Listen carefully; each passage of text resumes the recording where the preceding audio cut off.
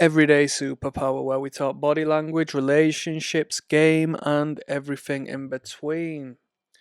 Hello, hello, hello. We've got a fantastic discussion to be having coming up. We're talking about attraction. We're talking about man and woman getting along and finding a interest in each other in a perfect world. We're talking about the voice on this one. We're talking about the voice of seduction. Wow. We're going to talk about the tone of the voice. Okay. So, the first thing I want to boldly declare is that you've been lied to, and society is back to front generally with their understanding of how and why you should communicate with women. They believe that the words you speak, albeit you could cast a spell of sorts, you can mesmerize and hypnotize and stimulate the imagination with word, yes, most definitely, but it's the least important factor when it comes to speaking with a beautiful lady. Okay?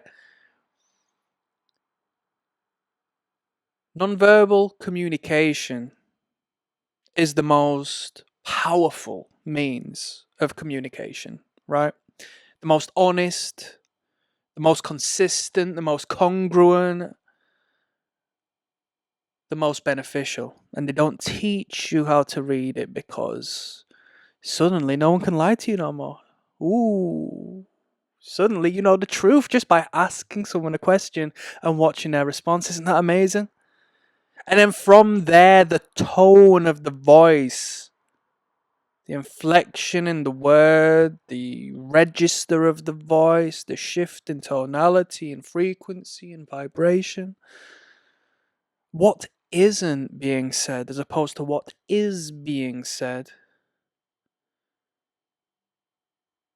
All of this is so much more important than the words you speak. So, let me start by saying this. It's not about what you say, it's about how you say it, right? And I was young and naive, believe it or not. I wasn't always the massive brain box I am now, but I was young and naive, and I had a complete disdain to the idea of small talk. I didn't get it. I didn't get it. The idea of just words for words' sake. You know, how are you? Who cares?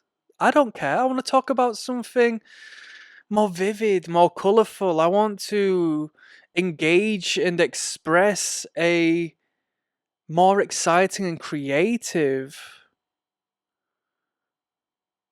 back and forth. But then you realize it's not a means of the words that are spoken, it's a means of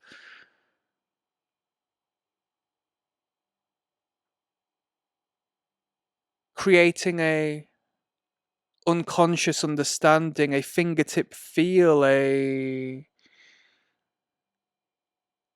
feeling out of who the person is, how the person's feeling, what the person wants through the non word communication during this, what might seem a ridiculous and time wasting process of small talk. The voice bypasses logic, or logic, should I say, and it'll speak directly to our nervous system. You can bypass the conscious mind as the word configures the translation of the speech, what you insinuate, what way you've pronounced the words, whether the non-verbal communication is congruent or not with what's being said. This bypasses the conscious mind. Your words reach the gatekeeper of the conscious, whereas the rest of these subtle, almost sinister, indirect communications just take the back door in. Your tone can make her feel safe. Your tone can make her aroused.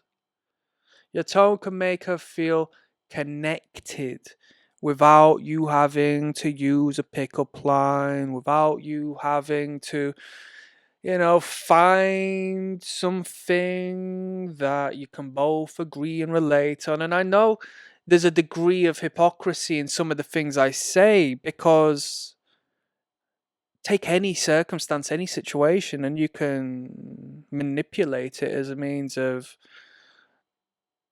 creating a good, effective, persuasive communication with anyone.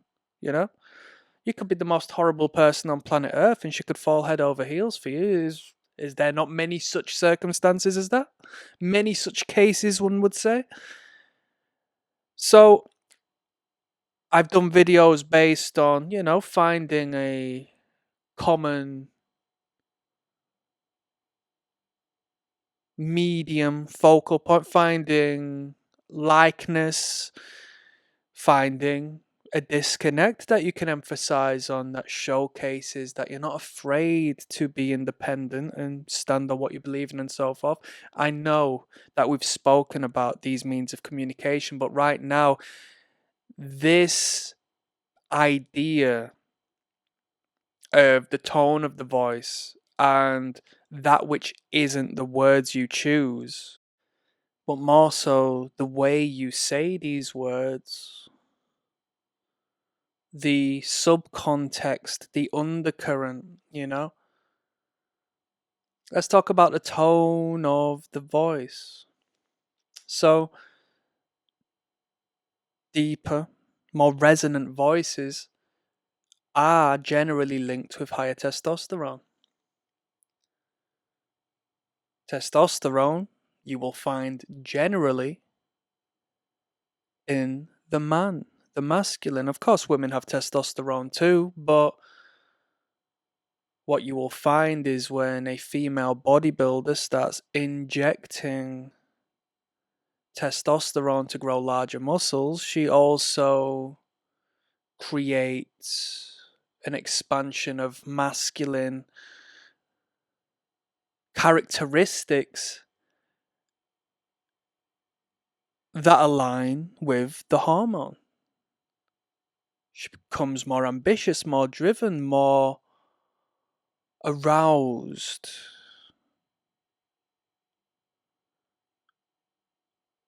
The deeper resonant voice signals strength and protection. Women instinctively respond to these voices because within the deeper resonance of the voice, there is a connection to that which is stable and grounded. And in relation, given that she is interested in you or creates a polarity to your masculine, having identified it, you will find that her voice elevates higher in register, higher in pitch. As you represent the beast, she represents the beauty. She regresses to a youthful, childlike state as the woman's beauty is within her youth. So this is symbolic of such. That's why the beauty industry is arguably the highest selling market in the world.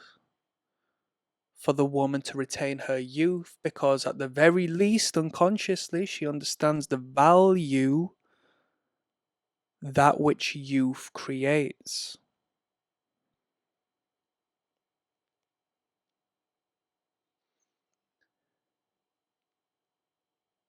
When your voice is unstable, when your voice is a reflection of the pressure you feel, and you're crumbling under that pressure. You have highs and lows of the vocals. You may break your voice. You may speak in a high register tone as you regress to that childlike state she does not perceive as attractive. Unless, of course, she is personifying a maternal individual, but you're not playing. This instability in tone stems from an instability in you as a man in this particular circumstance, and she perceives you as such. Have you never seen anybody get caught out? Someone calls them out for lying. Somebody asks them, "Do you know where that money went the other day?" And the response of the man is that of a higher registered vocal tone than what you generally hear, and that's to be questioned. It links to our primal ancestry. The voice is a signal of dominance. It's a signal of confidence and trustworthiness, right?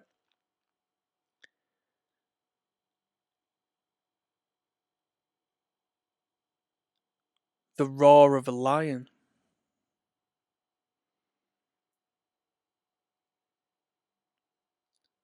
The psychological principles that underline this basis of having an attractive delivery and tone of voice. Let's have a look at a polar opposite here. You can either have a calm or a frantic delivery, right? When you speak in a slower, steadier voice, you communicate control. And if you can control yourself, then that's a good place to be able to control your reality. And if you can control your reality, you can garner the resource and you can lead her the way to a brighter life. Am I right or am I right? When you speak in a slower pace, when you are steadier in your words, people are more prone to listening to what you have to say. And if she is listening to what you're saying out of interest, is that not a degree of attraction?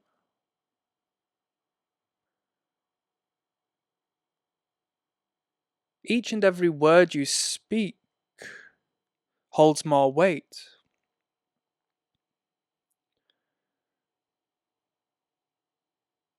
She has time to digest and emphasize on the message you're hoping to get across.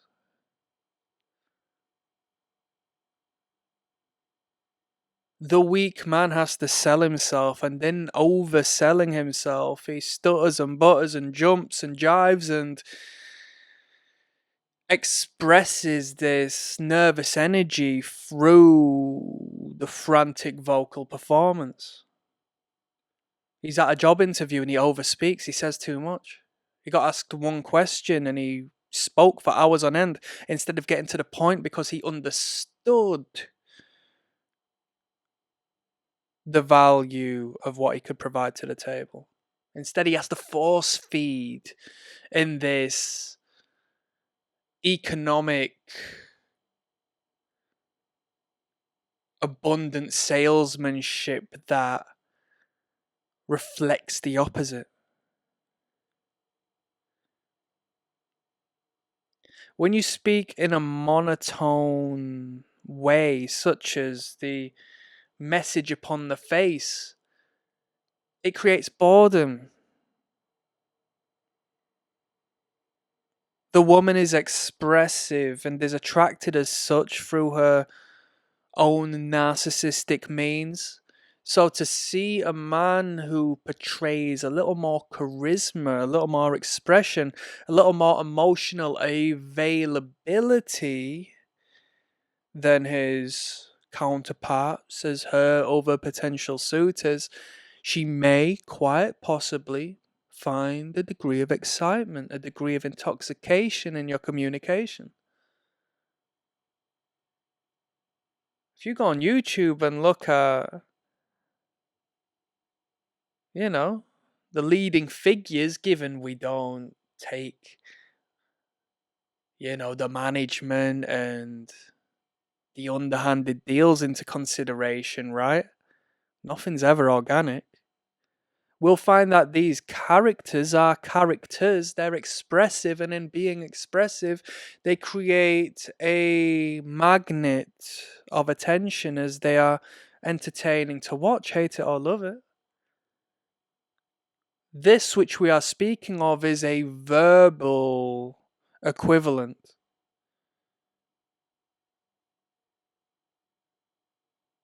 a colourful, poetic means of communication.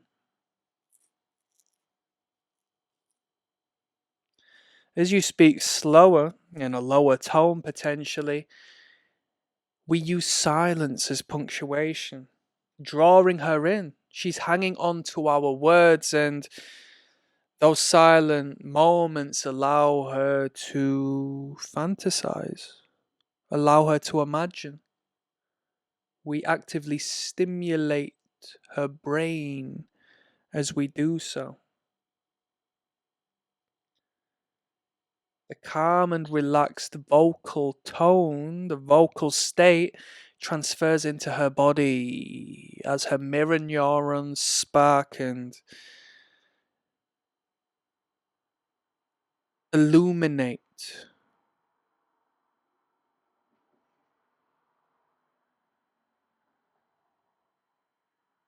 In the transference of the energy you provide. When we lower our volume, when we lower our frequency, our vocal tone, we create an intimate effect with the woman as it establishes a more private world between us, right? If someone comes and whispers in your ears, you're probably going to pay a little more attention than if it was a public discourse, right? What does this person have to say? And anything as far as intimacy is concerned isn't a detriment, is it? If we're speaking about the realms of attraction and seduction. So to recap, and through the lens of practicality, you want to slow down a little, speak slightly slower, all right? Create a degree of authority and tension, yes. You want to drop the pitch, okay? You might want to learn about the diaphragm. Or at the very least, speak from your chest as opposed to a nasally projection. You want to learn how to vary the rhythm, and that rhythm comes with the insinuation and the planting of the seed of the bedroom. When we make a bold statement, we might want to take our time making that statement so she hears every word to the fullest extent.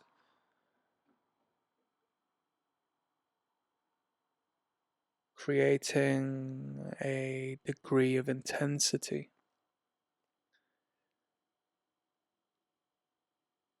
When you use silence after making that statement or after making a point of such,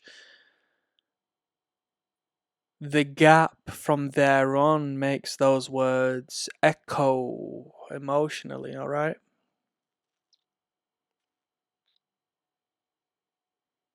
And on a side note, we might do a separate video based on this, but as we speak, we can learn the art of storytelling. Which might seem boring. You might think stories. I live in the real world. But this is wired into us ancestrally. This is how we used to know who was a potential threat, who was a friend, in the tribes of old that we used to reside within. This is where gossip derives from, a sense of self-preservation.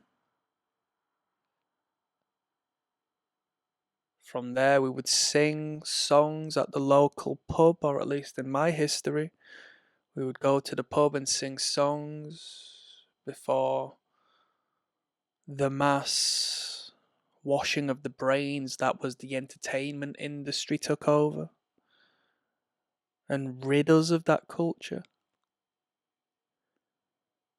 And as we sung our songs, we spoke of history, we spoke of the news, we spoke of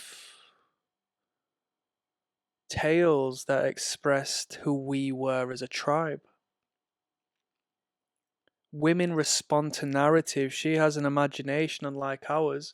You're going to see a man's bookshelf and you're going to see self-help books and factual books, but you look at her bookshelf and quite potentially, more than likely, generally speaking, you might see a little more fiction.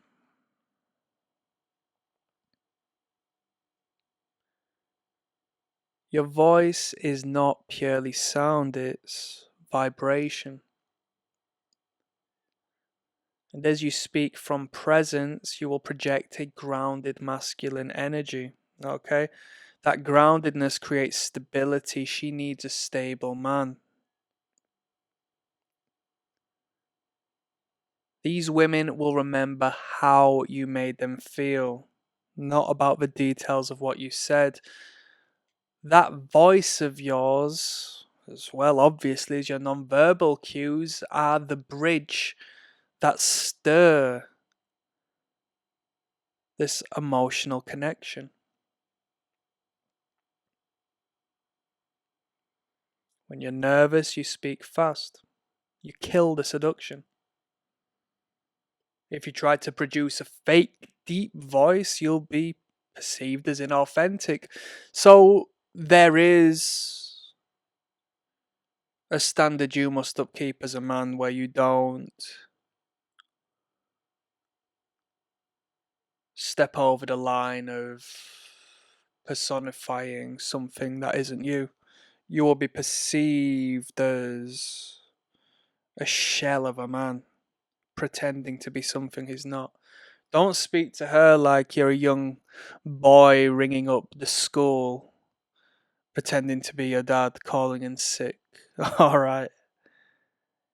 And think about what I told you about being monotone, okay? Maybe a little more vibrancy, a little more colour to your voice. Most men will be scared of this because they'll come from fathers who didn't express this and they may find it a means of, engaging within a feminine sense. And we can see why.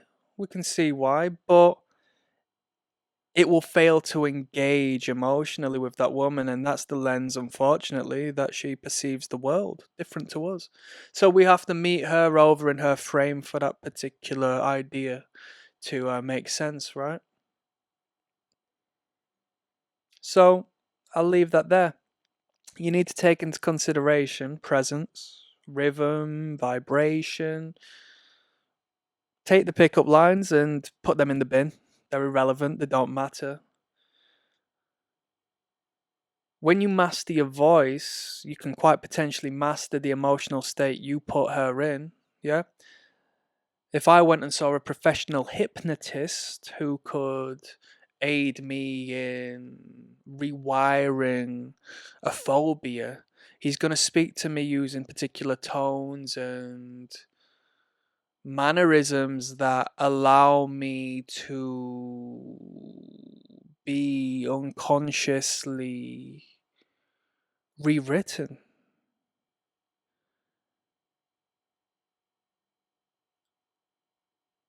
And when you speak less, you'll have more depth. You'll be fathoms deep, you won't be shallow waters. She'll feel your words long after the conversation ends, as we referred to the echo